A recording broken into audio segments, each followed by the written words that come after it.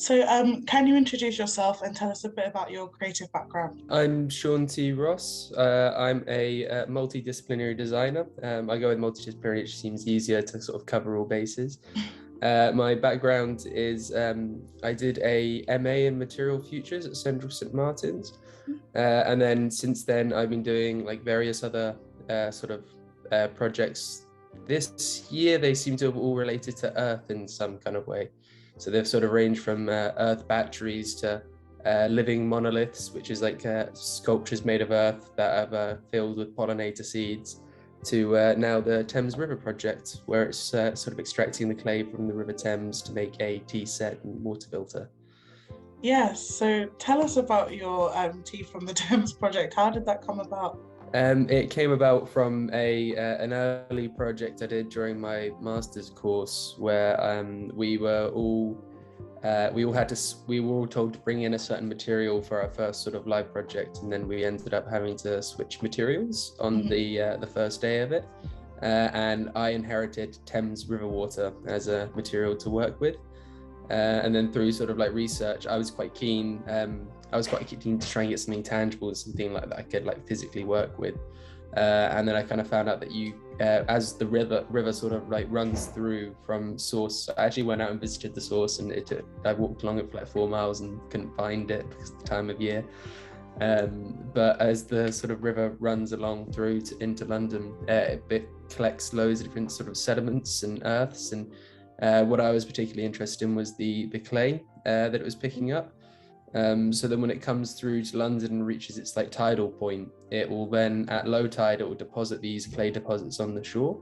So if you find the right sort of points of the river at low tide, you can collect this naturally filtered out clay from the river, and then use it as a material. And then I kind of wanted to bring it back. I wanted to then sort of like complete the circle of the narrative, essentially. So I wanted it to almost be like something that was still using the water. And I kind of realized that the river is, within the last sort of few years, it's sort of been declared no longer biologically dead. So I think for a long period, because of the pollution created in London, the river had no life in it. Whereas now we're starting to see a resurgence of that life into the river. But I think so often with the news, it's like, there's so much doom and gloom, especially around environmentalism, and kind of rightly so, but sometimes it's nice to celebrate the positivity, like the positive stories. And I think this idea that the river is almost recovering is a nice thing that kind of I wanted to sort of celebrate with this kind of slightly absurdist project. So it's the idea of being able to kind of actually use the clay from the river to create like a tea set and filter that can then be used to clean the water from the river to make a cup of tea. So it's like the water's not quite there, it's not quite drinkable, but the fact that if you kind of put it through a filter and boil it, it's just about drinkable. And I think that's kind of I think it's just, quite a nice metaphor for the whole thing. So you're not actually going to be drinking the water from the Thames from the tea that you make? I have done it. I've already, I think, so it will just be a sip. Again, it's you have to be very careful with it because it still has potential to go a bit wrong. But I have done it and I didn't poison myself. It'll be a case. We'll see whether or not I do it again. But I feel like the point's been made. So. Yeah, not being poisoned is a pretty good point to make, I think. Yeah. Did you consider any other ways to test like how well the water had recovered, or was this like, I have to do it this way? I think it kind of came about as this way because it was almost like the narrative started informing itself. So I think it was one of those projects where it's like I have like some control over, but I think it just started almost like telling its own story. And I was just sort of like trying to keep up with it and follow along with it. Because I don't think that was it wasn't necessarily my initial intent to do like a contemporary like litmus test of the river through like an art project. It just felt like the right kind of way to represent everything that I'd learned. And especially it's like I discovered the water filters because of the excavations that went on during the when I went to the Maritime Museum in Tobacco Docklands. And they had like an example of a water filter that had been excavated from the Olympic Park renovations. And it was just this sort of like large, like sort of ceramic tower that the Victorians would have used to sort of clear the water from the river before they would actually drink it in their own homes. So again, it was that kind of that nice little throwback to the historical significance of it, like that the water was a life source and like was drunk by people, but still needed the sort of the clearing and the cleaning and purifying. Yeah. So how will you be presenting your project at the Thames Festival, Totally Thames? It's going to be on show at St Paul's for a few days this weekend, so the 3rd to the 5th. I think as well through working with a forage clay, it's always very difficult. So it's like it'll be some of the set will be on show.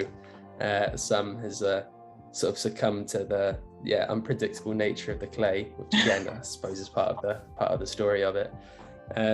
But yeah, I'll have some pieces, and then I'll also have some the journey of how like I've had to sort of gather it in like in its raw state and then process the clay down. So it's actually involved like kind of quite a few different drying processes, because the technique I've used is slip casting, which is essentially you make a liquid from the clay.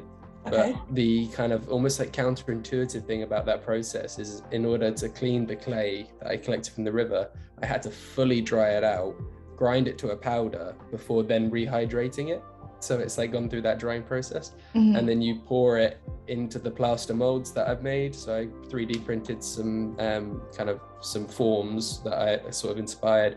So the forms of the tea set are kind of inspired by the boats on the river that we now have. So much like cleaner lines than your sort of like the traditional way of tea, like a tea set would look. And then you pour it into these plaster molds and then leave it for a few seconds for the plaster to draw that moisture out, and then you get left with a shell when you pour the rest of the slip away. So yeah, and then it goes through another drying process again before being fired. So it's quite an iterative process to get there. But yeah, I was going to say, did you face any challenges during that process? So many. Yeah. I think the first unexpected challenge I had was once I got all of that, the clay I'd gathered back to the studio. I think I found in one of the barrels that I'd accidentally taken a load of lugworms along with me. So I was having to make sure I got rid of or removed the lugworms from the clay before it then went into the drying room. And then because it's like a slip that I've made from myself, no one knows the recipe for it because it's not been written yet. So I was having to figure out the recipe for it myself, and then been having issues with sometimes in the plaster molds it drying irregularly, so it starts forming cracks. So it's then been a case of having to use the slip to then paint in the cracks to constantly try and combat the way that the clay's behaving. So it's been difficult to work with, but interesting. Yeah, it sounds like you need a lot of patience for that process. What about some of the highlights from creating this project?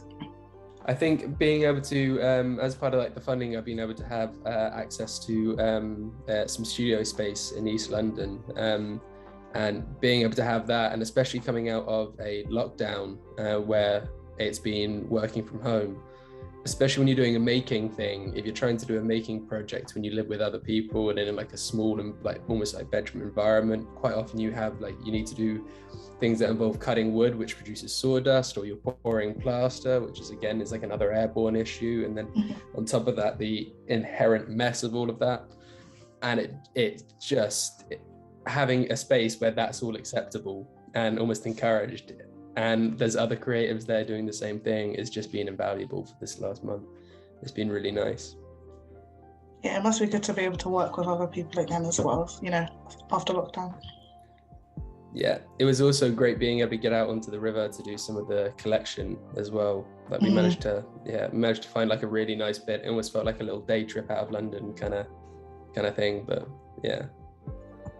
So last question for you then, Sean, what is the next project that you're going to be working on? Oof, that is a very, very good question. There's a few things in the works. Some have, there's a few I need to have some conversations before I announce, but I'll be doing some work for another exhibition in hopefully coming up in West London, which will be it'll be showing some of my own work as well as some work from other designers about issues around climate change and sustainability. And I think it's to sort of be in tandem with some of the points that we're trying to make with COP26. So it's like trying to make sure that it's like kind of projects that have potential to drive positive real change. And I think I'm also toying with the idea as almost like a piece for sort of showing that using some of the earth batteries to maybe make some light installations or something. So I'm hoping to get that running. And then I've got another thing where I'm trying to kind of harking back to some of my more out there work in like biocomputing, looking at maybe trying to generate poetry through a collaboration between E. coli bacteria and artificial intelligence. Which, oh wow! Yeah. Okay. But that's quite a new project. I'm still in the process of finding some collaboration on that one. Definitely a busy couple of months coming up for you then. So for those who maybe can't make it to the exhibition on the 3rd and the 5th, is there any kind of online or digital assets that are going along with your Tea from the Thames? Yep, there's been a docuseries that's been produced by Thames Festival Trust, and then there's also my own video, which will be going alongside of it. So it's, I think there's the similarities between the two, but I think the video I'm producing is more trying to make the point of that narrative and that sort of like story arc, and that will be shown alongside the physical pieces, as well as being a digital asset to kind of being shared online. And that should be going live soon. So is that going to go live on the Totally Thames website as well, or on like a personal work site? It will be definitely going live on my personal sort of feeds. I think it might be going live on the Thames website, but it will also be live in the show. So I think it's because we got these two different videos, we just got to make sure that we're not just sort of putting everything in the same spots, but also as getting as broader viewership on them as possible. Okay, great. So still some strategy to decide. And where can people find you online to see any more of your work? My personal website is seantross.com, so all one word. And then also I work collaboratively with some of my some other alumni from my course under United Matters Design Collective, which is united-matters.com. So there's lots of amazing, inspiring work on there as well. Great. Well, thanks so much for taking the time to speak to me today. Thank you very much for talking to me. All right.